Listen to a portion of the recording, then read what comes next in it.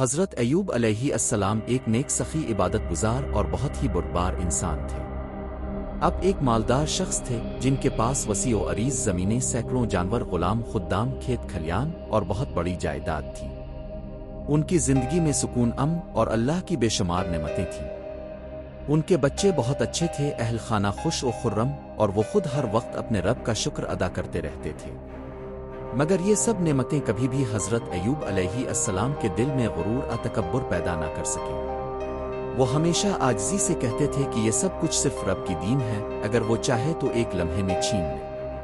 وہ نہایت ہی متقی انسان تھے، دن رات عبادت، سخاوت اور نیکی میں مشغول رہتے، غریبوں کا خیال رکھتے، مسکینوں کو کھانا کھلاتے، یتیموں کو پالتے اور مظلوموں کی مدد کرتے۔ ایسی زندگی دیکھ کر لوگوں کو رشک آتا۔ ان کی دیانت، خلوص اور محبت نے ہر ایک کے دل میں ان کی قدر پیدا کر دی تھی۔ وہ نہ صرف مال و دولت کے مالک تھے بلکہ دلوں کے بادشاہ بھی بن چکے تھے۔ مگر پھر ایک دن وہ وقت آیا جسے آزمائش کا وقت کہا جا سکتا ہے۔ اچانک ان کی زندگی میں مصیبتوں کا طوفان آ گیا۔ سب سے پہلے ان کے جانوروں کو وبا لگی اور وہ ایک ایک کر کے مرنے لگے۔ ان کی کھیتیاں خشک ہونے لگیں، غلام بھاگنے لگے، خدام نے بے وفائی کر دی۔ آندھیاں، طوفان اور آفات آ گئیں اور کچھ ہی دنوں میں ان کی ساری دولت خاک میں مل گئی۔ حضرت ایوب علیہ السلام نے اس پر بھی صبر کیا اور زبان سے شکایت کا ایک لفظ نہ نکالا۔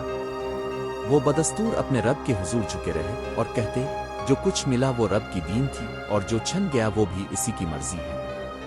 لیکن آزمائش کا یہ سلسلہ یہاں ختم نہ ہوا۔ ان کے بیٹے ایک حادثے میں جان سے ہاتھ دھو بیٹھے۔ وہ جوان، خوبصورت، نیک لڑکے ایک ہی وقت میں اپنی جانیں گنوا بیٹھے۔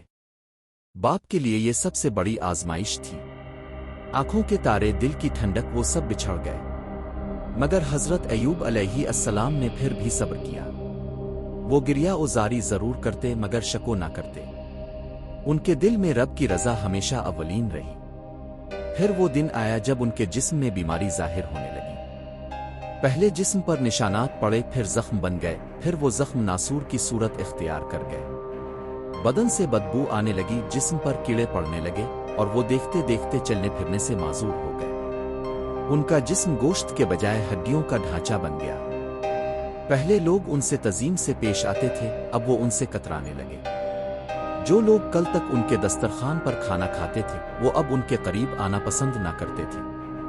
دوست منہ موڑ گئے، عزیز رشتہ دار دور ہو گئے اور شہر کے لوگ انہیں بستی سے نکال کر ایک ویران جگہ پر لے آئے۔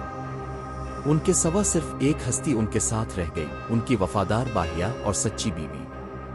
ان کی بیوی دن رات ان کی تیمارداری کرتی، ان کے زخم صاف کرتی، کھانا تلاش کر کے لاتی اور ہر لمحے ان کے لیے دعا کرتی۔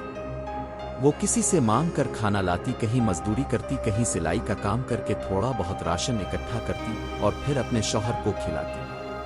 مگر کبھی ان کے چہرے پر ناگواری یا تنگی کے آثار نہ آتے۔ حضرت ایوب علیہ السلام اس طویل مدت تکلیف میں بھی رب سے بس یہی دعا کرتے، اے میرے پروردگار، تو سب سے زیادہ رحم کرنے والا ہے۔ ان کے لبوں پر صرف شکر ہوتا، شکایت نہیں۔ یہ بیماری کئی سال تک چلی۔ لوگوں نے طرح طرح کی باتیں بنائیں۔ کسی نے کہا کہ یہ سب ان کے گناہوں کی سزا ہے، کسی نے کہا کہ ان کا رب ان سے ناراض ہو گیا ہے۔ مگر حضرت ایوب علیہ السلام نے کبھی ایسی باتوں کو دل پر نہ لیا۔ وہ صرف صبر کرتے رہے اور اللہ کی ذات پر یقین رکھتے رہے۔ جب آزمائش کی انتہا ہو گئی اور بیماری نے پوری شدت اختیار کر لی، تب بھی حضرت ایوب علیہ السلام نے رب سے صرف اتنا کہا، اے رب، تکلیف زیادہ ہو گئی ہے مگر تو ہی سب سے زیادہ مہربان ہے۔ رب کی رحمت جوش میں آئی، زمین سے ایک چشمہ نکلا۔ حضرت ایوب علیہ السلام کو کہا گیا کہ اس پانی سے غسل کریں اور اسے پئیں۔ جیسے ہی انہوں نے ایسا کیا، ان کا سارا جسم تندرست ہو گیا، زخم ختم ہو گئے، کیڑے غائب ہو گئے اور ان کی جلد پہلے سے زیادہ خوبصورت ہو گئی۔ ان کے جسم میں جوانی لوٹ آئی، ان کے کھوئے ہوئے بیٹے دوبارہ عطا کیے گئے، ان کی زمینیں واپس ملیں، ان کی جائیداد لوٹ آئی اور ان کی عزت دوبارہ قائم ہوئی۔ لوگ دوبارہ ان کے قدموں میں بیٹھنے لگے اور ان کی سچائی کے گواہ بن گئے۔ ان کی بیوی، جنہوں نے آزمائش کے ہر لمحے میں ان کا ساتھ دیا، انہیں رب نے بے انتہا انعامات دیے۔ ان کے صبر اور وفاداری کی مثال آج بھی دی جاتی ہے۔